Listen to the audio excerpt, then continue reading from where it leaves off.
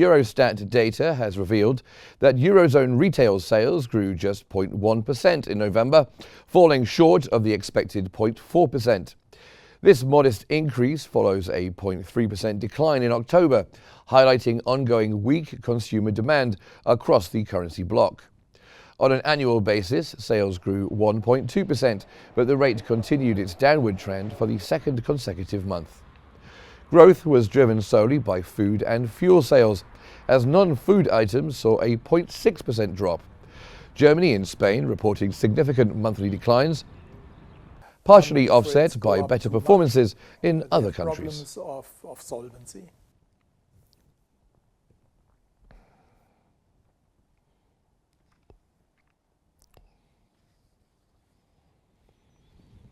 The UK Finance Ministry, the Treasury, has said that it's committed to the government's fiscal rules.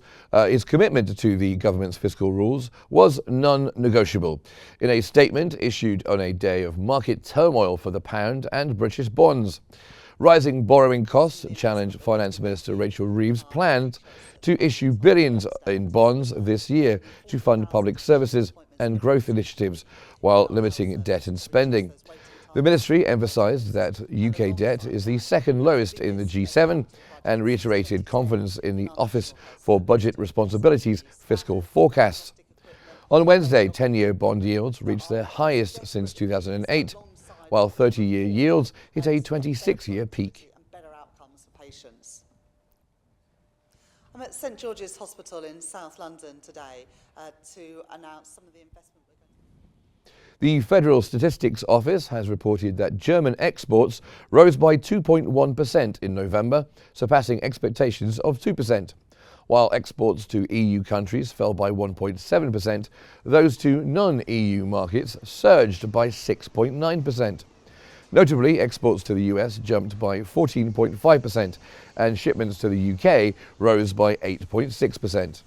In contrast, exports to China declined 4.2%, imports dropped by 3.3%, leading to a trade surplus of 19.7 billion euros, up significantly from 13.4 billion in October. The data highlights robust trade activity with key markets outside the EU, despite ongoing global economic uncertainties.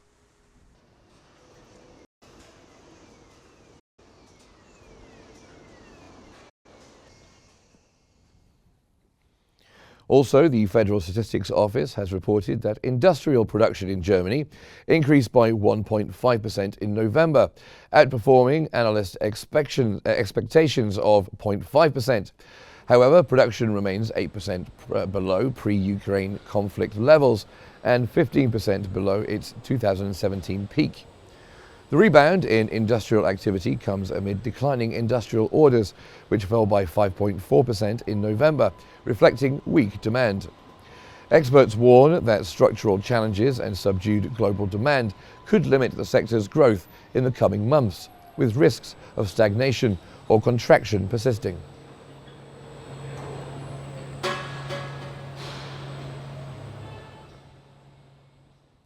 In Asia, the National Bureau of Statistics has shown that China's consumer prices rose just 0.2% in 2024, well below the government's target of around 3%, while factory gate prices continued their decline for a second consecutive year.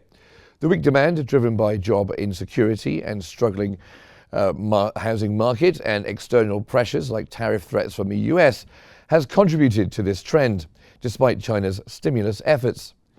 In December, the Consumer Price Index increased 0.1% year-on-year, the slowest pace since April. Core inflation, excluding food and fuel, edged up 0.4%. Meanwhile, the Producer Price Index fell 2.3%, marking 27 months of factory gate price declines.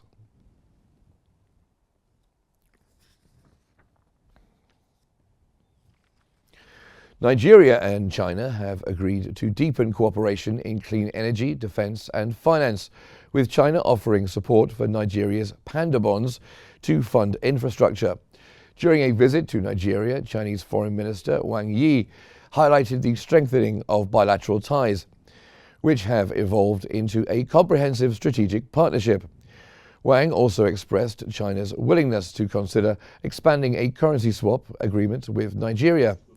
On regional security, he reaffirmed China's commitment to backing Africa, particularly Nigeria, in addressing insecurity and fostering long-term stability through development. 首访非洲这么一个那么传统的做法，同时呢，也是和非洲的朋友们共同。